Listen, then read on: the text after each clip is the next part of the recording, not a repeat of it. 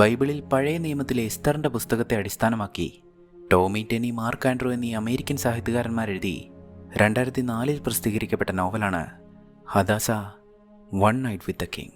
Persian സാമ്രാജ്യത്തിലെ Susa നഗരത്തിൽ ജീവിച്ചിരുന്ന ഹദാസ എന്ന യഹൂദ പെൺകുട്ടിയുടെ ജീവിതവും പിന്നീട് ആ സാമ്രാജ്യത്തിൻ്റെ രാജ്ഞിയാവാനായി താനൊരു യഹൂദയാണെന്ന് മറച്ചു വെച്ചുകൊണ്ട് അവൾക്ക് കടന്നു പോവേണ്ടി വരുന്നൊരു മത്സരവും വംശഹത്യക്ക് വിധിക്കപ്പെട്ട തൻ്റെ ജനതയെ സംരക്ഷിക്കാനുള്ള അവളുടെ ശ്രമങ്ങളുമാണ് കഥയുടെ സാരം. ദൈവത്തിൻ്റെ പേര് ഒരിക്കൽ പോലും പരാമർശിക്കാതെ ഒരുവൻ്റെ ജീവിതത്തിൽ ദൈവത്തിൻ്റെ പദ്ധതികൾ എങ്ങനെ പ്രവർത്തിക്കുന്നുവെന്ന് കാണിച്ചു തരുന്ന ഭാഗമാണ് ബൈബിളിലെ എസ്തറിൻ്റെ പുസ്തകം. നോവലിൽ അതിന് മാറ്റം വന്നിട്ടുണ്ട് എന്നുള്ളതുകൊണ്ട് തന്നെ സിനിമയിലും ആ മാറ്റങ്ങൾ കാണാൻ കഴിയും. ഹദാസയുടെയും സെർസീസ് രാജാവിൻ്റെയും പേർഷ്യൻ സാമ്രാജ്യത്തിലെ യഹൂദ ജനതയുടെയും കഥ പറയുന്ന ഈ നോവലിനെ ആസ്പദമാക്കി 2006 പുറത്തു വന്ന സിനിമയാണ് one night with the king.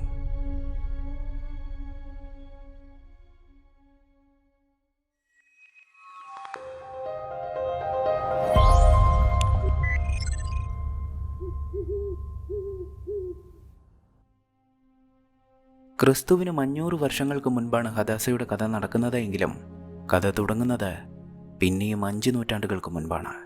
യഹൂദരുടെ രാജാവായിരുന്ന ശൗൽ എന്ന സാമുവേൽ പ്രവാചകന്റെ നിർദ്ദേശപ്രകാരം ശിശുക്കളെപ്പോലും ബലി നൽകുന്ന അമാലക്കുകൾ എന്ന വംശത്തിലെ മനുഷ്യരെ ആകെ കൂട്ടക്കൊല ചെയ്ത് ഏഗാഗ് എന്ന അവരുടെ രാജാവിനെയും അയാളുടെ രാജ്ഞിയെയും വധിക്കാനായി ജീവനോടെ പിടികൂടി.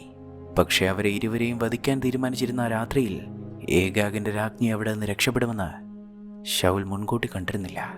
പിന്നീട് ഏഗാഗിനെ അവർ വധിച്ചുവെങ്കിലും ഗർഭിണിയായിരുന്ന അയാളുടെ രാജ്ഞിയെ ഇസ്രായേലികൾക്ക് കണ്ടെത്താൻ കഴിഞ്ഞില്ല. പ്രതികാരത്തിന്റെ വിത്തുമായി ആ മരുഭൂമിയിൽ അലഞ്ഞ ആ സ്ത്രീയെ പിന്നീട് മറ്റേതോ ഗോത്രം കണ്ടെത്തുകയും അവരെ രക്ഷിക്കുകയും ചെയ്തു. ഏഗാഗ് മരിച്ചുവെങ്കിലും അയാൾക്ക് പുതിയ തലമുറയുണ്ടായി.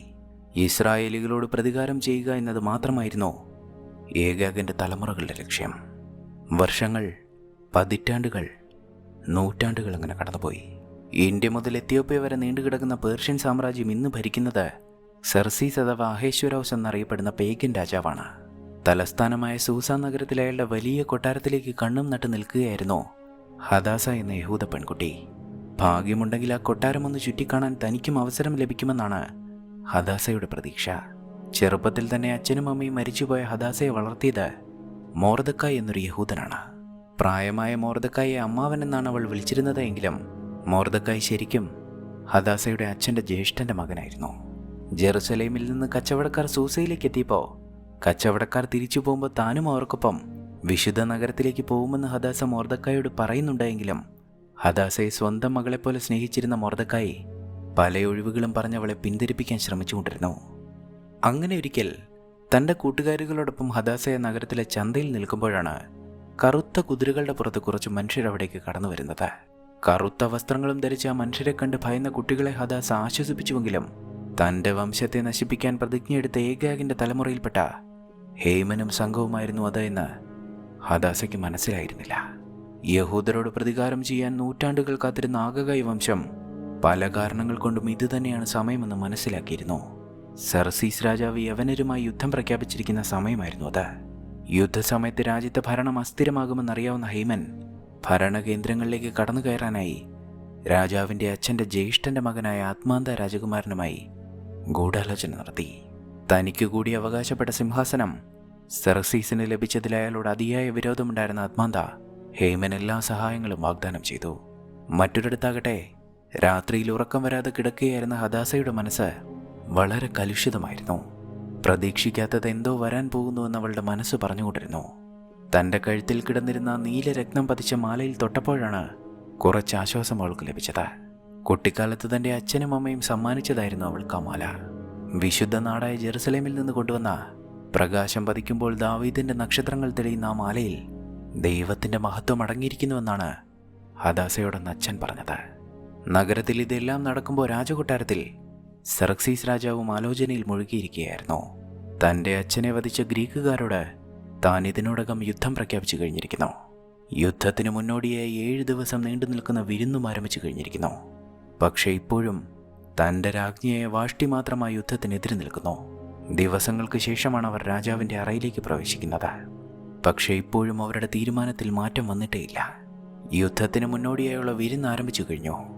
മോർദക്കായി ഉൾപ്പെടുന്ന രാജ്യസഭയിലെ പകർപ്പെഴുത്തുകാരടക്കം രാജ്യത്തെ ഉന്നതസ്ഥാനീയരും സാധാരണ പൗരന്മാരുമായി നൂറുകണക്കിന് ആളുകൾ ആ വിരുന്നിൽ പങ്കുചേരാനെത്തിയിരുന്നു.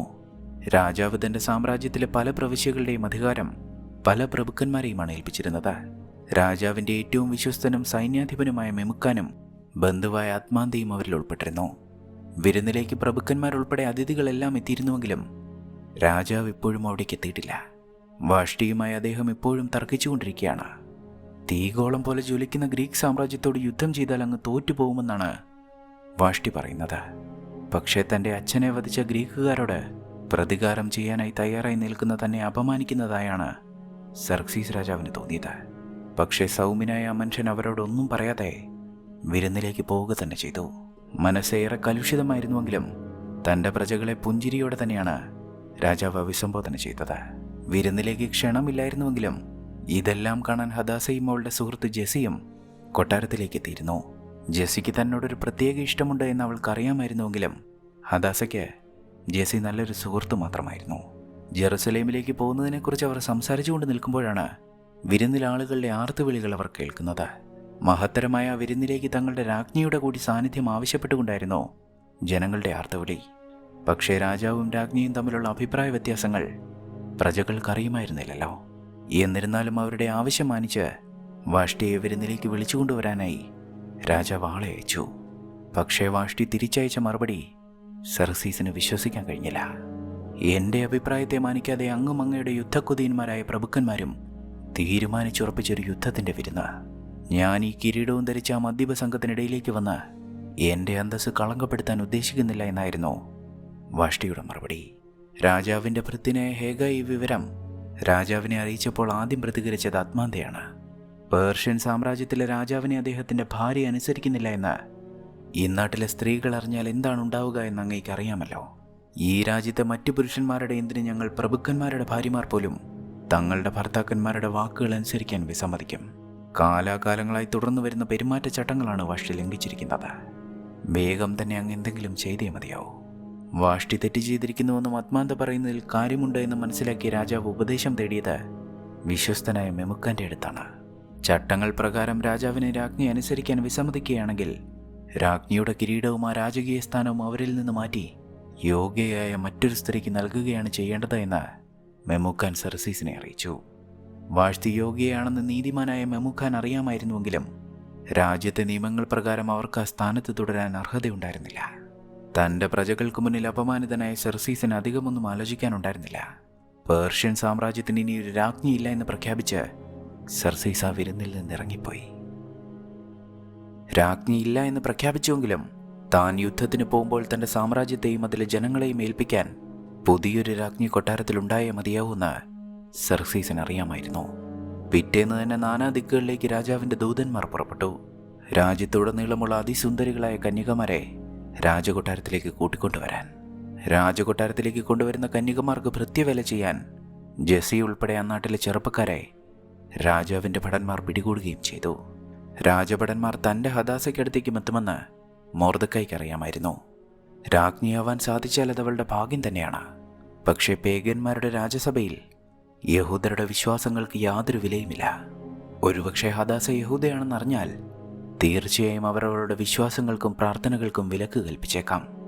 തൻ്റെ ഹദാസ രാജ്ഞിയാവാൻ അർഹയല്ല എന്ന് പോലും അവർ വിധിച്ചേക്കാം. ഈ കാരണം കൊണ്ട് തന്നെ രാജകൊട്ടാരത്തിലേക്ക് പോവേണ്ടി വരികയാണെങ്കിൽ നീ ഒരു യഹൂദയാണെന്ന് ഒരു കാരണവശാലും അവരോട് പറയരുത് എന്നാണ് മൊർദെഖായി ഹദാസയോട് പറഞ്ഞത്. ഹദാസ എന്നതൊരു യഹൂദ നാമമായിരുന്നതുകൊണ്ട് തന്നെ യഹൂദയാണ് അവളെന്ന് ആർക്കും മനസ്സിലാവാതിരിക്കാൻ എസ്തർ എന്നൊരു ബാബിലോണിയൻ പേരും മൊർദെഖായി അവൾക്ക് നൽകി. മൊർദെഖായിയുടെ പ്രതീക്ഷ തെറ്റിയില്ല. രാത്രിയോടെ തന്നെ രാജഭടന്മാർ അയാളുടെ വീട്ടിലേക്കെത്തി ഹദാസയെ കൊട്ടാരത്തിലേക്ക് കൂട്ടിക്കൊണ്ടുപോയി. ഹദാസയ്ക്കൊപ്പം മറ്റൊരുപാട് പെൺകുട്ടികളെ അവരവിടേക്ക് കൊണ്ടുവന്നിരുന്നു. തിരഞ്ഞെടുക്കപ്പെട്ടാൽ സകല സൗഭാഗ്യങ്ങളും തങ്ങൾക്ക് കിട്ടുമെന്നറിയാമായിരുന്നുവെങ്കിലും ഏറെ ഭയത്തോടെയും ദുഃഖത്തോടെയുമാണ് പെൺകുട്ടികൾ രാജകൊട്ടാരത്തിലേക്ക് പ്രവേശിച്ചത്. കാരണം അവർക്ക് തങ്ങളുടെ കുടുംബങ്ങൾക്കടുത്തേക്ക് എപ്പോൾ തിരിച്ചു പോകാൻ കഴിയുമെന്നറിയില്ലായിരുന്നു. എന്നാൽ അവരെ ഏറ്റവും ഭയപ്പെടുത്തിയത് ഇടിമുഴക്കം പോലെ തോന്നിക്കുന്ന ആ മനുഷ്യൻ്റെ ശബ്ദമാണ്. രാജാവിൻ്റെ ഏറ്റവും വിശ്വസ്തനായ കാവൽക്കാരൻ ഹേഗായുടെ ശബ്ദം. ഷണ്ഠനായ ആ മനുഷ്യനെയായിരുന്നു തൻ്റെ വധുവാകാനായി അവിടേക്ക് കൂട്ടിക്കൊണ്ടുവന്ന പെൺകുട്ടികളുടെ കാര്യങ്ങളെല്ലാം രാജാവ് ഏൽപ്പിച്ചിരുന്നത്. രാത്രിയിൽ ആ പെൺകുട്ടികൾ ഉറങ്ങാൻ വിശാലമായൊരു മുറിയും പട്ടുമെത്തകളും എല്ലാം ലഭിച്ചിരുന്നുവെങ്കിലും ഹദാസയ്ക്ക് ഉറങ്ങാൻ കഴിഞ്ഞിരുന്നില്ല. വർഷങ്ങൾക്ക് മുൻപ് തൻ്റെ അച്ഛനും അമ്മയും കൊള്ളക്കാരാൽ കൊല്ലപ്പെട്ട ആ ദിവസമായിരുന്നു ഹദാസയുടെ മനസ്സിൽ നിറഞ്ഞു നിന്നത്. രാത്രിയിൽ അങ്ങനെ ഉറക്കമില്ലാതെ ചിലവഴിച്ചുവെങ്കിലും പിറ്റേന്ന് പകൽ ഹദാസ വളരെ സന്തോഷവതിയായിരുന്നു.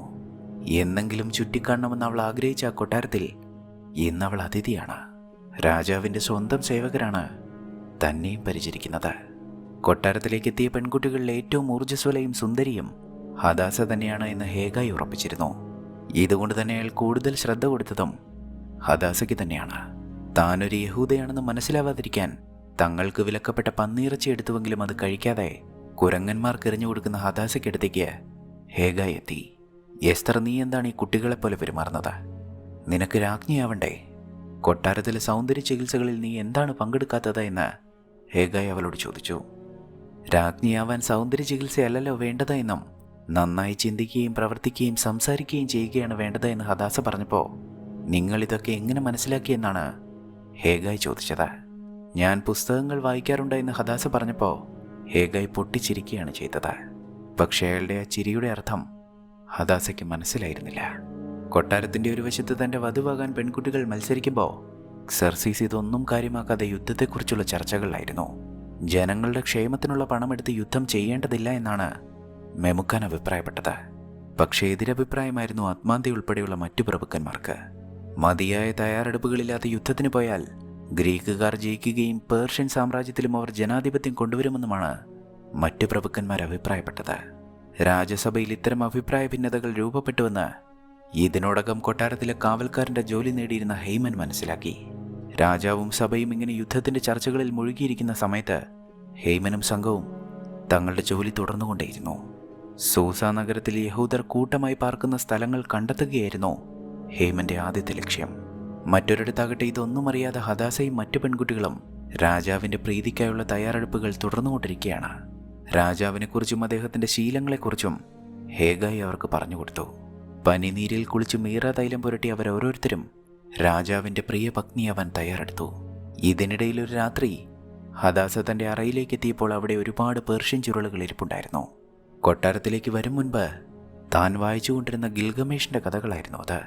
മധുരമായ ശബ്ദത്തിൽ അവൾ ആ കഥകൾ മറ്റു പെൺകുട്ടികൾക്ക് വായിച്ചു കൊടുക്കുന്നത് ഹേഗായി അവിടെ നിന്ന് കേൾക്കുന്നുണ്ടായിരുന്നു. പുസ്തകങ്ങൾ വായിക്കാൻ അറിയാമെന്ന് ഹദാസ പറഞ്ഞത് സത്യമാണോ എന്നറിയാനായിരുന്നു ഹേഗായി ആ ചുരുളുകൾ അവൾക്ക് സമ്മാനിച്ചത്. യുദ്ധത്തിൽ ഷണ്ഠനാക്കപ്പെട്ട ആ മനുഷ്യന് പുസ്തകങ്ങളോടും കഥകളോടും വല്ലാത്തൊരഭിനിവേശമായിരുന്നു. മനോഹരമായി പുസ്തകങ്ങളും കഥകളും വായിക്കുന്ന സാമർഥ്യവും സൗന്ദര്യവുമുള്ള എസ്തർ തന്നെയാണ് രാജ്ഞിയാവേണ്ടത് എന്ന് ഹേഗായി മനസ്സിലുറപ്പിച്ചിരുന്നു. മറ്റൊരിടത്താകട്ടെ ആര് രാജ്ഞിയായാലായിരിക്കും തനിക്ക് നേട്ടമുണ്ടാവുക എന്ന് തൻ്റെ വിശ്വസ്തരായ 2 കുശിനിക്കാരോട് ആത്മാന്തയും അന്വേഷിക്കുന്നുണ്ട്. പക്ഷേ ആ കുശിനിക്കാർ പറഞ്ഞ പേരുകളിൽ എസ്തർ എന്നൊരു പേരുണ്ടായിരുന്നില്ല. പിന്നെയും ദിവസങ്ങൾ ഇങ്ങനെ കടന്നുപോയിക്കൊണ്ടേയിരുന്നു. രാജാവിൻ്റെ പ്രീതി നേടേണ്ട ആ ദിവസം അടുത്തു വരികയാണ്. എല്ലാ പെൺകുട്ടികൾക്കും ഒരു രാത്രി വീതം രാജാവിനോടൊപ്പം ചെലവഴിക്കാം. ആ രാത്രികൾക്ക് ശേഷം രാജാവ് തീരുമാനിക്കും തൻ്റെ രാജ്ഞിയാവേണ്ടത് ആരാണെന്ന്. രാജാവിനൊപ്പമുള്ള രാത്രിയിൽ അണിയാനുള്ള ആഭരണങ്ങൾ തിരഞ്ഞെടുക്കാൻ പെൺകുട്ടികൾക്ക് അവസരമുണ്ടായിരുന്നു. മത്സരത്തിൽ തോറ്റുപോയാലും ആ ആഭരണങ്ങൾ തങ്ങൾക്ക് സ്വന്തമാണ് എന്നറിഞ്ഞ പെൺകുട്ടികൾ കൺമുന്നിലുണ്ടായിരുന്ന ആഭരണങ്ങളെല്ലാം എടുത്ത് ദേഹത്തണിയാൻ ആരംഭിച്ചു. പക്ഷേ തനിക്കിഷ്ടമുള്ള ആഭരണങ്ങളല്ലല്ലോ, രാജാവിനിഷ്ടമുള്ളതാണല്ലോ താൻ അണിയേണ്ടത് എന്ന് ബുദ്ധിമതിയായ ഹദാസ ഹേഗായിയോട് ചോദിച്ചു. ഹേഗായി അപ്പോൾ അവൾക്ക് സമ്മാനിക്കുന്നത് കൊട്ടാരത്തിലേക്ക് എത്തിയപ്പോൾ അവളിൽ നിന്ന് ഊരി വാങ്ങിയ നീലരത്നം പതിച്ച അവളുടെ ആ മാലയാണ്. നിനക്കിതാണ് നന്നായി ചേരുന്നത് എന്നും തീർച്ചയായും രാജാവിന് ഇത് ഇഷ്ടപ്പെടുമെന്നും ഹേഗായി അവളോട് പറഞ്ഞു. മിടുക്കിയായ ഹദാസയെ സഹായിക്കാൻ തന്നെ തീരുമാനിച്ചിരുന്ന ഹേഗായി പിന്നീടൊരു രാത്രിയിൽ അവളെ രാജാവിൻ്റെ അറയിലേക്ക് കൂട്ടിക്കൊണ്ടുപോയി. രാത്രിയിൽ ഉറങ്ങും മുൻപ് രാജ്യത്തെ പ്രധാനപ്പെട്ട വാർത്തകളും പ്രജകളുടെ ക്ഷേമവും വായിച്ചു കേൾക്കുന്നൊരു ശീലമുണ്ടായിരുന്നു സെർസീസ് രാജാവിന്. ഹദാസയെ കൊണ്ട് അന്ന് രാത്രിയിൽ അത് വായിപ്പിക്കാനായിരുന്നു ഹേഗായിയുടെ പദ്ധതി. കാരണം രാജാവിന് അവളോടുള്ള പ്രീതി കൂടാൻ അത് കാരണമായേക്കുമെന്ന് ഹേഗായി വിശ്വസിച്ചു. ഹദാസയെ അറയിലേക്ക് പ്രവേശിക്കുമ്പോൾ സെർസീസ് രാജാവ് ഒരു നേർത്ത മറയ്ക്ക് പിന്നിൽ ഒരു ശില്പം നിർമ്മിച്ചുകൊണ്ടിരിക്കുകയായിരുന്നു. തെല്ലൊരു പേടിയോടെ ഹദാസ അവിടെ ഇരുന്ന് മുന്നിലുണ്ടായിരുന്ന ചുരുളുകൾ വായിക്കാൻ ആരംഭിച്ചു. രാജ്യത്തെ വിശേഷങ്ങൾ പതിവ് പോലെ ഏതോ ഒരു യുവതി അവിടെ ഇരുന്ന് വായിക്കുമ്പോഴും രാജാവ് തൻ്റെ വിനോദം തുടർന്നുകൊണ്ടേയിരുന്നു. ഹദാസയാകട്ടെ രാജ്യത്ത് വരൾച്ച ബാധിച്ച പ്രദേശങ്ങളെക്കുറിച്ചും മോഷ്ടിക്കപ്പെട്ട കന്നുകാലികളുടെ കണക്കും അവിടെ ഇരുന്ന് രാജാവിനെ വായിച്ചു കേൾപ്പിക്കുന്നു. പക്ഷേ കുറച്ചു നേരം വായിച്ചപ്പോഴേക്കും ചുരുളുകളിലെ വാർത്തയെല്ലാം തീർന്നു. പിന്നീട് ഹദാസ പറഞ്ഞു തുടങ്ങിയത് തനിക്കറിയാവുന്ന ഏറ്റവും മനോഹരമായൊരു പ്രണയകഥയാണ്. യാക്കോബിൻ്റെയും റേച്ചലിൻ്റെയും അവരുടെ പ്രണയത്തിൻ്റെയും കഥ. ഹദാസ ഈ കഥ പറഞ്ഞു തുടങ്ങിയപ്പോൾ മാത്രമാണ് രാജാവ് ആ ശില്പത്തിൽ നിന്ന് കൈയെടുത്തവൾ പറയുന്നത് ശ്രദ്ധിക്കാൻ തുടങ്ങിയത്. തൻ്റെ അരികിലിരുന്ന് മധുരമായ ശബ്ദത്തിൽ തന്നെ കഥ പറഞ്ഞ് കേൾപ്പിക്കുന്ന യുവതിയെ കാണാൻ സെർസീസിന് ആഗ്രഹം തോന്നി. സെർസീസ് ആ മറയ്ക്ക് പുറത്തേക്ക് വരിക തന്നെ ചെയ്തു. രാത്രികളിൽ രാജ്യത്തെ വിരസമായ വാർത്തകൾ കേട്ട് ഉറങ്ങി ശീലിച്ച തന്നെ ഇതാദ്യമായാണ് ഒരാൾ നല്ലൊരു കഥ പറഞ്ഞ് കേൾപ്പിക്കുന്നത്. യാക്കോബും റേച്ചലും ഒടുവിൽ ഒന്നിച്ചോ എന്നറിയാൻ സെർസീസിന് ആകാംക്ഷയായി. കഥ മുഴുവൻ ഹദാസയളെ പറഞ്ഞു കേൾപ്പിച്ചപ്പോൾ സെർസീസ് അവളോട് പേര് ചോദിച്ചു. താൻ സൂസയിലെ എസ്തറാണ് എന്ന് ഹദാസ മറുപടി പറഞ്ഞപ്പോൾ രാജാവ് ആശ്ചര്യപ്പെട്ടു. സൂസയിൽ നല്ലതൊന്നും അവശേഷിക്കുന്നില്ല എന്നായിരുന്നു രാജാവ് കരുതിയിരുന്നത്. എങ്കിലും തന്നെ കഥ പറഞ്ഞു കേൾപ്പിച്ച പെൺകുട്ടിയെ താനുണ്ടാക്കിയ ശില്പം കാണിച്ചു കൊടുക്കണമെന്ന് അദ്ദേഹത്തിന് തോന്നി. ഹദാസയെ രാജാവ് ആ ശില്പത്തിനടുത്തേക്ക് കൂട്ടിക്കൊണ്ടു പോവുകയും താനുണ്ടാക്കിയ ശില്പത്തെക്കുറിച്ച് അവളോട് വിവരിക്കുകയും ചെയ്തു. രാജാവ് നിർമ്മിക്കുന്ന ശില്പങ്ങൾ അദ്ദേഹം ആരെയും അങ്ങനെ കാണിക്കാറില്ല എന്നും മറ്റാരോടും അദ്ദേഹം അങ്ങനെ അഭിപ്രായം ചോദിക്കാറില്ല എന്നും ഹദാസയ്ക്കറിയില്ലായിരുന്നുവെങ്കിലും ഹേഗായ്ക്കറിയാമായിരുന്നു. ദിവസങ്ങൾ അങ്ങനെ കടന്നുപോയിക്കൊണ്ടേയിരിക്കുകയാണ്. രാജാവ് ഒരിക്കൽ യുദ്ധത്തിൻ്റെ തയ്യാറെടുപ്പുകൾക്ക് പോയപ്പോഴാണ് ജെസ്സി ഹദാസയ്ക്കടുത്തേക്ക് എത്തിയത്. നമുക്കിവിടെ നിന്ന് രക്ഷപ്പെടാൻ ഞാനൊരു മാർഗം കണ്ടെത്തിയെന്നും വേഗം തന്നെ നമുക്ക് ജെറുസലേമിലേക്ക് പോവാമെന്നുമാണ് ജെസ്സി ഹദാസയോട് പറഞ്ഞത്. ഹദാസ തന്നെ പ്രണയിക്കുന്നുണ്ട് എന്നായിരുന്നു ജെസ്സി കരുതിയത്. പക്ഷേ തനിക്കിവിടെ നിന്ന് വരാൻ സാധിക്കില്ല എന്നും താനിവിടെ നിന്ന് പോകാൻ ആഗ്രഹിക്കുന്നില്ല എന്നും ഹദാസ പറഞ്ഞപ്പോൾ ജെസ്സി പിന്നീട് അവളെ നിർബന്ധിച്ചില്ല. കാരണം കൊട്ടാരത്തിലേക്ക് പിടിച്ചുകൊണ്ടുവന്ന ഉടൻ തന്നെ ജെസ്സിയെയും മറ്റ് യുവാക്കളെയും അവർ ഷണ്ഠന്മാരാക്കിയിരുന്നു. ഹദാസയ്ക്കൊപ്പം താൻ സ്വപ്നം കണ്ട ജീവിതം ഒരിക്കലും യാഥാർത്ഥ്യമാവില്ല എന്ന് മനസ്സിലായ ജെസ്സി തൻ്റെ ശ്രമങ്ങളിൽ നിന്ന് പിന്മാറുക തന്നെ ചെയ്തു. പിന്നീടുള്ള ദിവസങ്ങളിൽ ഹദാസ ജെസ്സിയെക്കുറിച്ചോർത്ത് വളരെ നിരാശയായിരുന്നുവെങ്കിലും ഹേഗായി അവളെ ആശ്വസിപ്പിച്ചു. പിന്നെയും ആഴ്ചകൾക്ക് ശേഷം പെൺകുട്ടികൾ കാത്തിരുന്ന ദിവസങ്ങൾ വന്നെത്തി. രാജാവിനെ പ്രീതിപ്പെടുത്താനായി ഓരോ യുവതികളായി രാജാവിനൊപ്പം ഒരു ദിവസവും ഒരു രാത്രിയും ചെലവഴിക്കാൻ ആരംഭിച്ചു.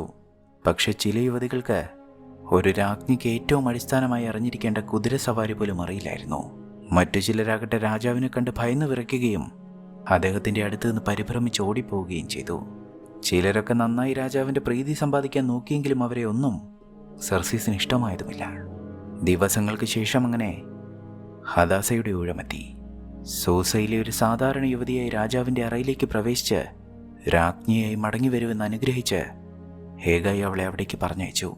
ലളിതമായ വസ്ത്രവും ചെറിയൊരു മാലയും ധരിച്ച മുറിയിലേക്ക് അവൾ പ്രവേശിച്ചപ്പോൾ പഴയതുപോലെ ചുരുളുകൾ വായിക്കാനാണ് അവൾ വന്നത് എന്ന് രാജാവ് കരുതിയെങ്കിലും ഹദാസയുടെ മുഖത്തെ പരിഭ്രമം കണ്ടപ്പോൾ അദ്ദേഹത്തിന് മനസ്സിലായി ഇന്ന് രാത്രി തൻ്റെ ഒപ്പം ചെലവഴിക്കാൻ ഒരു മത്സരാർത്ഥിയായിട്ടാണ് അവൾ തൻ്റെ അരികിലേക്ക് വന്നത് എന്ന്. വിശാലമായി സാമ്രാജ്യത്തിൻ്റെ അധിപനായ എൻ്റെ പത്നിയാവാൻ വരുന്നവൾ കണ്ണിന് കാണാൻ പോലും കഴിയാത്ത ഈ ചെറിയ മാലയും ധരിച്ചാണ് ഇവിടേക്ക് വരേണ്ടത്. സെർസീസ് രാജാവ് ഇത് ചോദിച്ചപ്പോൾ വിലയേറിയ വസ്ത്രങ്ങളും ആഭരണങ്ങളും അണിഞ്ഞ് അങ്ങേക്ക് മുന്നിൽ വരുന്നതിലും എനിക്കിഷ്ടം എനിക്ക് ഏറ്റവും അമൂല്യമായത് അങ്ങേക്ക് സമർപ്പിക്കുന്നതാണ് എന്ന് പറഞ്ഞ് തൻ്റെ ഏറ്റവും പ്രിയപ്പെട്ട ആ മാല ഹദാസ രാജാവിന് നേരെ നീട്ടി. എനിക്ക് ഏറ്റവും വിലപ്പെട്ടതാണിത്. ചെറുപ്പത്തിൽ എൻ്റെ അച്ഛനും അമ്മയും സമ്മാനിച്ചത്. ഹദാസ നീട്ടിയ മാല സ്വീകരിച്ച ശേഷം അവളെ പരീക്ഷിക്കാനെന്നോണം ഈ മാലയേക്കാൾ വിലപ്പെട്ടത് എന്തും എനിക്ക് ഈ നാട്ടിൽ നിന്ന് വാങ്ങാൻ കഴിയും. എന്തിന് സ്നേഹം പോലും എനിക്ക് പണം കൊടുത്ത് വാങ്ങാൻ കഴിയും. പിന്നെ എന്തിനാണ് എനിക്ക് നിന്റെ ഏറ്റവും പ്രിയപ്പെട്ട മാല എന്ന് സെർസീസ് ചോദിച്ചു. ഞാൻ അങ്ങേക്ക് സ്നേഹം വിൽക്കാൻ വന്നതല്ല, വാങ്ങുവാനും വന്നതല്ല. പണം കൊടുത്ത് വാങ്ങാൻ കഴിയുമെങ്കിൽ അത് സ്നേഹമല്ലല്ലോ എന്നായിരുന്നു ഹദാസയുടെ മറുപടി. ഹദാസ ഇത് പറഞ്ഞപ്പോൾ നീ എനിക്ക് നിന്റെ ഏറ്റവും വിലപ്പെട്ട ഈ ആഭരണം സമ്മാനിച്ചു. പക്ഷേ അതിലും അമൂല്യമായ സ്നേഹം നീ എനിക്ക് നൽകാൻ ആഗ്രഹിക്കുന്നു. പറയൂ, പകരമായി എൻ്റെ രാജ്ഞിക്ക് എന്താണ് വേണ്ടത്? കണ്ണെത്താ ദൂരം പരന്നു കിടക്കുന്ന ഈ മഹാസാമ്രാജ്യം ഇനി നിനക്കുള്ളതാണ് എന്ന് പറഞ്ഞ് സെർസീസ് അവളെ ചേർത്ത് പിടിച്ചു. പക്ഷേ അപ്പോഴും എനിക്ക് അങ്ങയുടെ ഹൃദയം മാത്രം മതിയെന്നാണ് ഹദാസ മറുപടി പറഞ്ഞത്. സത്യത്തിൽ ഹദാസയെ ആദ്യ കാഴ്ചയിൽ കണ്ടപ്പോൾ തന്നെ സെർസീസിന് അവളെ ഇഷ്ടമായിരുന്നു. പക്ഷേ ഒരു രാജ്ഞിയാവാൻ അവൾ മറ്റുള്ളവരെക്കാൾ യോഗ്യയാണോ എന്നറിയാതിരുന്നത് കൊണ്ടായിരുന്നു രാജാവ് ഇത്രയും നാൾ കാത്തിരുന്നത്. പിറ്റേന്ന് സൂസയിലെ ജനങ്ങളെ എല്ലാം സാക്ഷിയാക്കി എസ്തറിനെ വിവാഹം ചെയ്ത് സെർസീസ് രാജാവ് തൻ്റെ രാജ്ഞിയെ തൻ്റെ ജീവിതത്തിലേക്ക് സ്വീകരിച്ചു. രാത്രിയിൽ പനിനീർപ്പൂക്കൾ വിരിച്ച മണിയറയിൽ അവളെ ചുംബിക്കുമ്പോഴാണ് നിനക്ക് വേണ്ടി ഞാൻ ബാക്കിയുള്ള കന്യകമാരെ ഒഴിവാക്കാനായി എത്ര കാരണങ്ങൾ കണ്ടെത്തിയെന്ന് സെർസീസ് അവളോട് പറയുന്നത്. പുതിയ രാജ്ഞി തിരഞ്ഞെടുക്കപ്പെട്ടതോടെ അവൾ ആരാണെന്നും ഏതു വംശത്തിൽപ്പെട്ടവളാണെന്നും അത്മാന്ത കുശിനിക്കാരോട് അന്വേഷിച്ചു. സൂസയിലെ എസ്തർ ഒരു അനാഥയാണ് എന്ന് മാത്രമേ തങ്ങൾക്ക് അറിയൂ എന്നും ഹേഗായിയാണ് അവൾക്ക് എല്ലാ സഹായങ്ങളും ചെയ്തു കൊടുത്തത് എന്നും കുശിനിക്കാർ അത്മാന്തയെ അറിയിച്ചു. പക്ഷെ അതിനിടയ്ക്കാണ് പണ്ട് ഹേഗായിക്ക് വിഷം കൊടുക്കാൻ തങ്ങൾ പദ്ധതിയിട്ടതിനെക്കുറിച്ച് അവരിലൊരുവൻ അറിയാതെ വെളിപ്പെടുത്തുന്നത്. കുശിനിക്കാരനാ പറഞ്ഞത് കേട്ടപ്പോഴാണ് അത്മാന്തയുടെ മനസ്സിൽ മറ്റൊരു ബുദ്ധി ഉദിച്ചത്. കുറച്ച് വിഷം കരുതി വെച്ചുകൊള്ളുക, ചിലപ്പോൾ നമുക്കത് ആവശ്യം വന്നേക്കുമെന്ന് കുശിനിക്കാരോട് അയാൾ പറഞ്ഞു. ഇതേസമയം ഹെയ്മനാകട്ടെ അത്മാന്തയുടെ സഹായത്താൽ കൊട്ടാരത്തിലെ തന്ത്രപ്രധാനമായ ജോലികളിലേക്ക് സ്ഥാനക്കയറ്റം ലഭിച്ചുകൊണ്ടിരുന്നു. കൊട്ടാരത്തിന് പുറത്താകട്ടെ യഹൂദവിരുദ്ധരായ മനുഷ്യരെ അയാൾ സംഘടിപ്പിച്ചുകൊണ്ടിരുന്നു.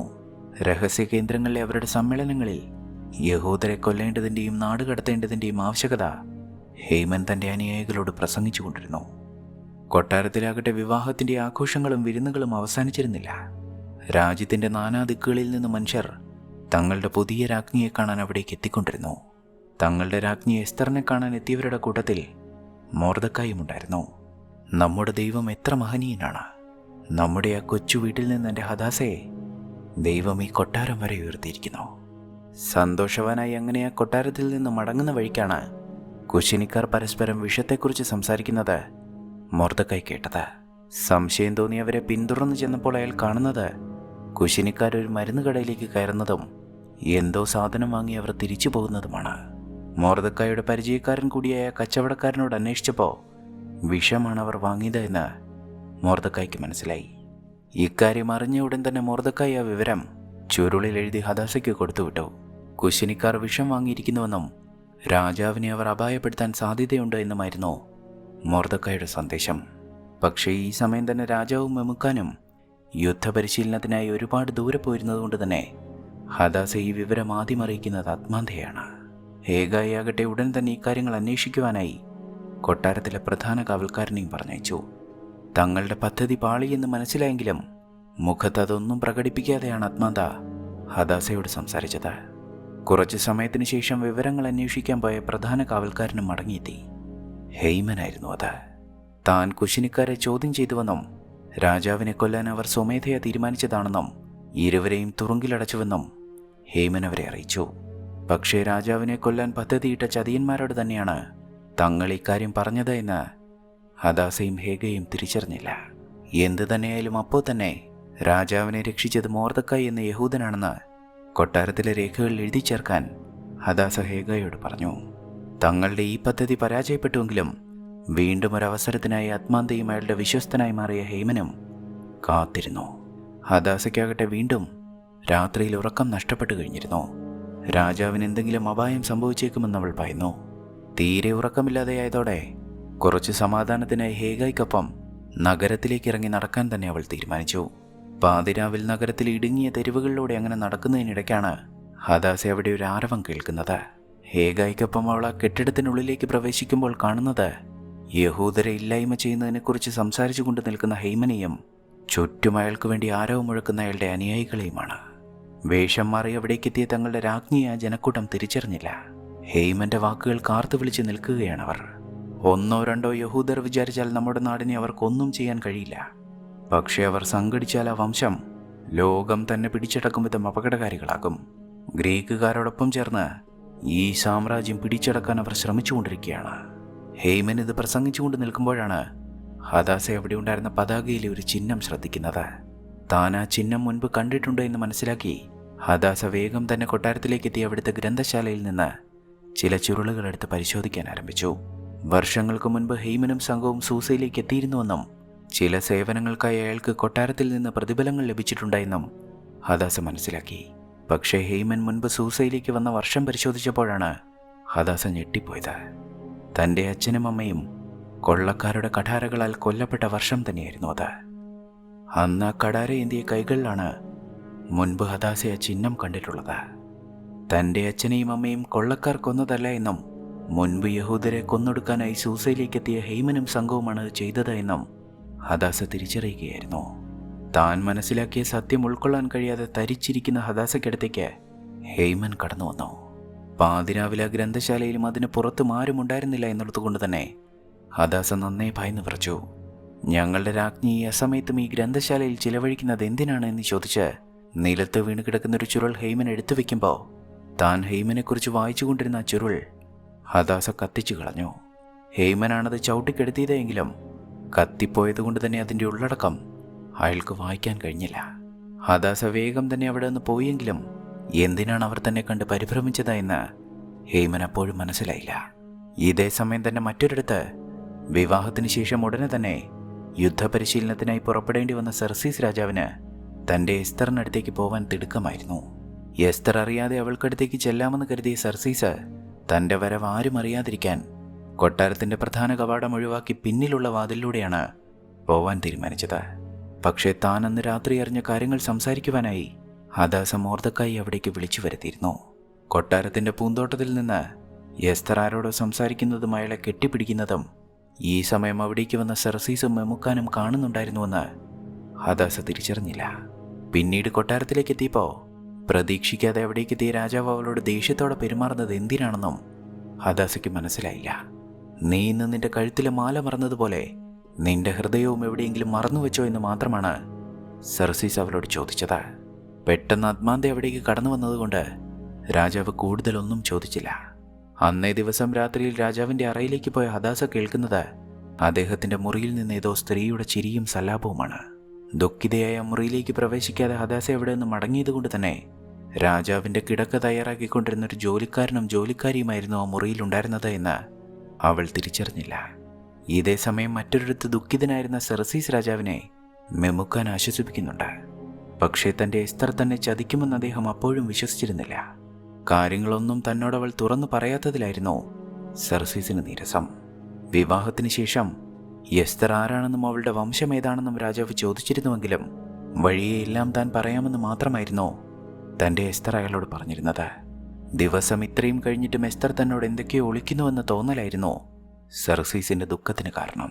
ഇതേ സമയം അത്മാന്തയുടെ കൊട്ടാരത്തിലാകട്ടെ ഭരണം പിടിച്ചടക്കുന്നതിനുള്ള ഗൂഢാലോചനകൾ നടക്കുകയായിരുന്നു. രാജാവിനെ വീഴ്ത്തണമെങ്കിൽ ആദ്യം അയാളുടെ വിശ്വസ്തനായ മെമുക്കാനെ കൊല്ലണമെന്നാണ് ഹെയ്മന്റെ അഭിപ്രായം.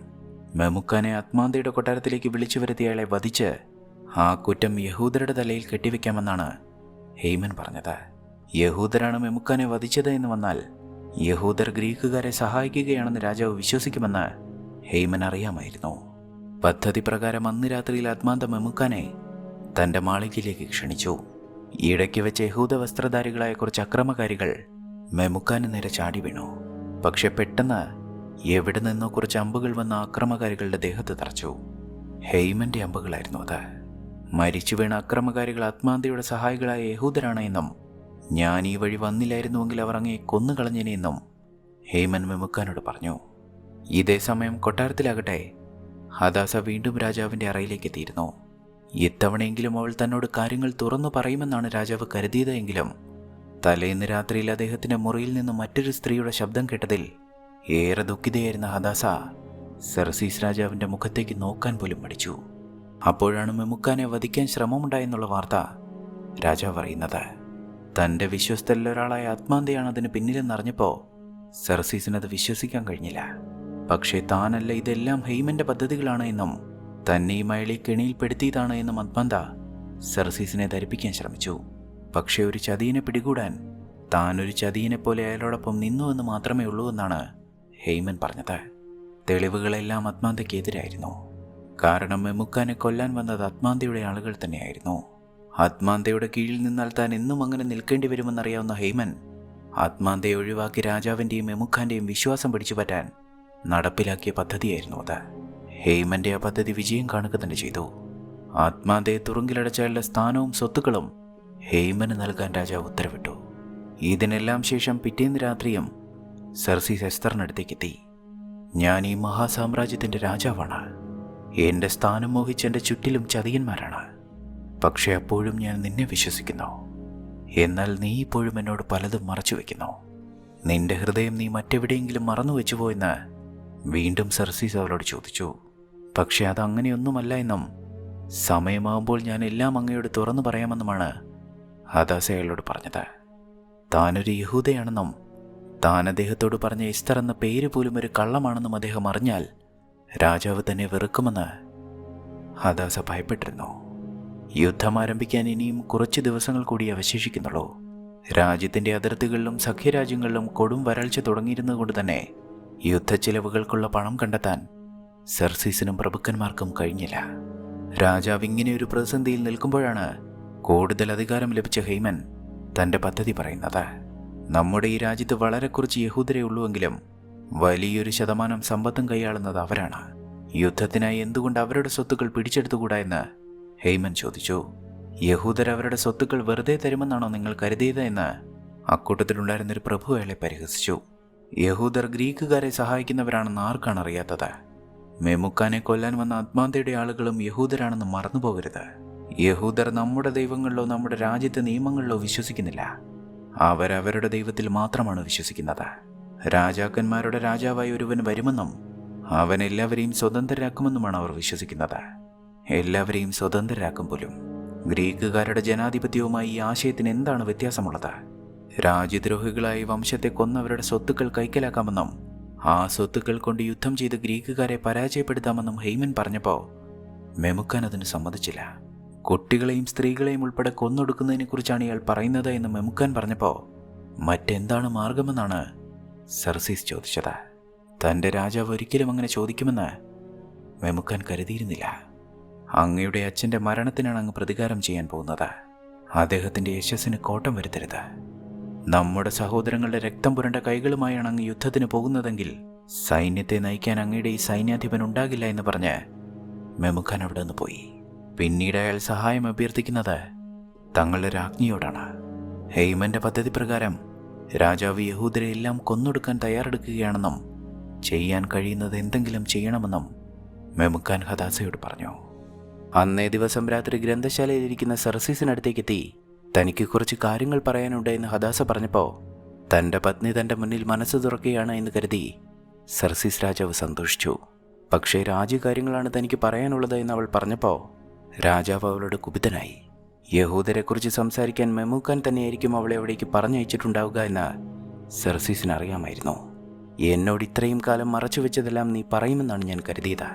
പക്ഷേ ഇപ്പോഴും നീ എന്നെ കബളിപ്പിച്ചുകൊണ്ടിരിക്കുകയാണ്. നിന്നോടുള്ള സ്നേഹത്തിൽ ഞാൻ പരാജയപ്പെട്ടു കഴിഞ്ഞിരിക്കുന്നു.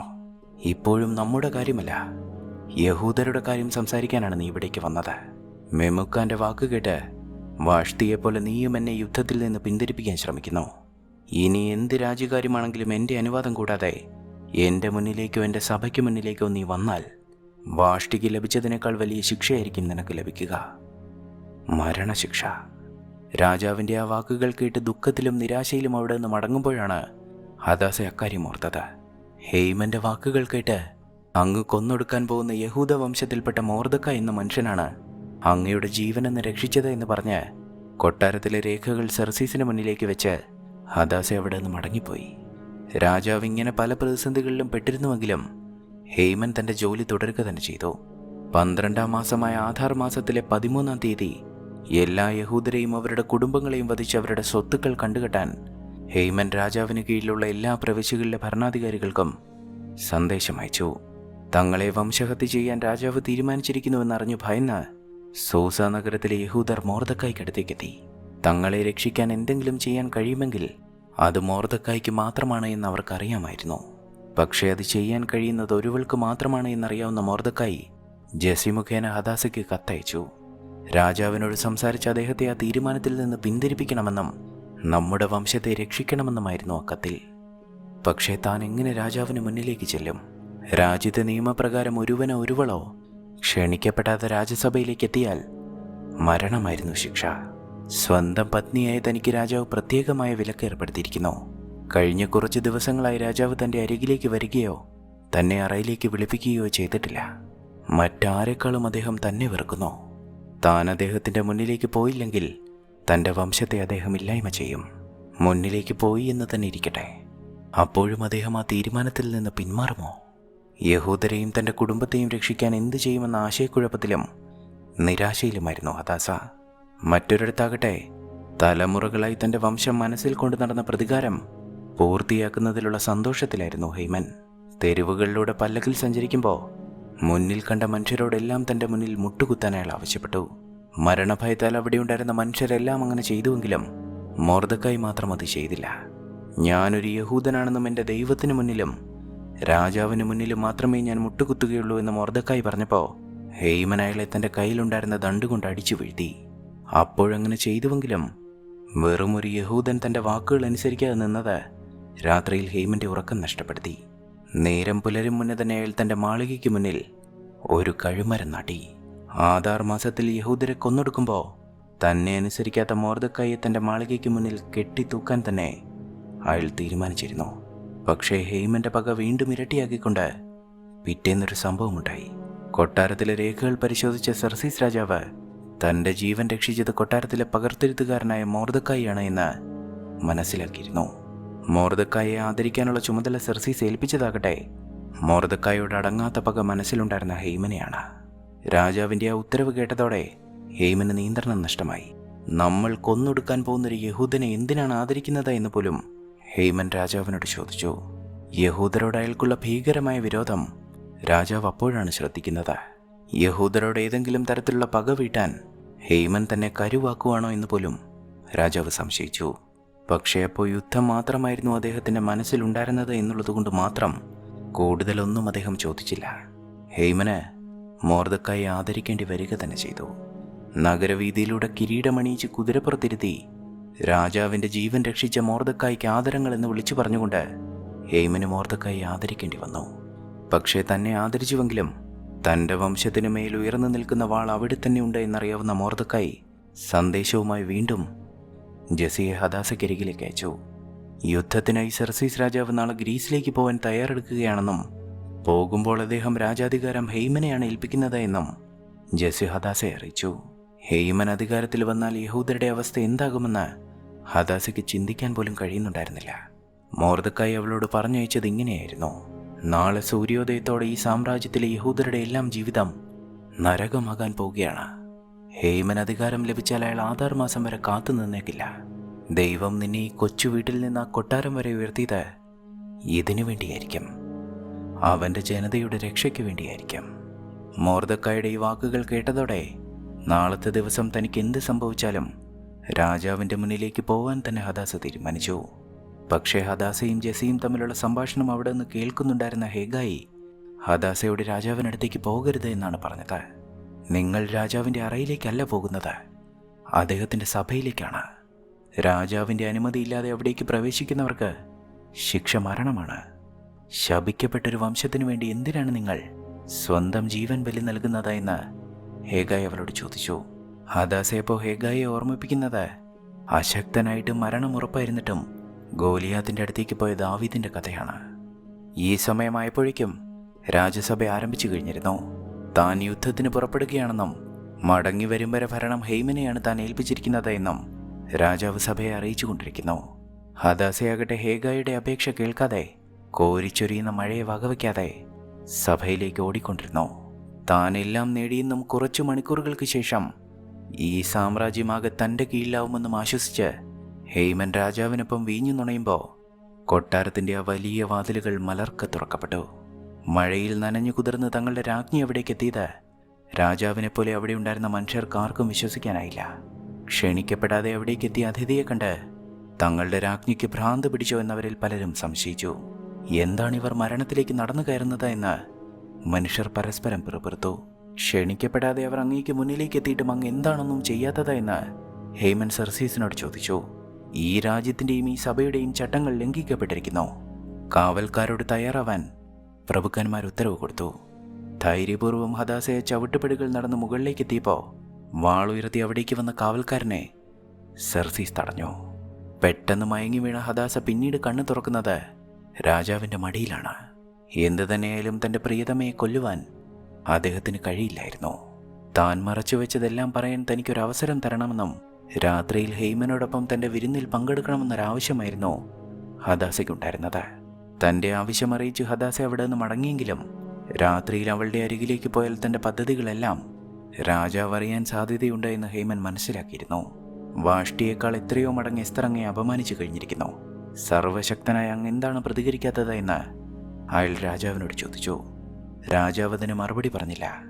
രാത്രിയിൽ എസ്തറിൻ്റെ വിരുന്നിലേക്ക് പോകാൻ തന്നെ സർസീസ് തീരുമാനിച്ചിരുന്നു.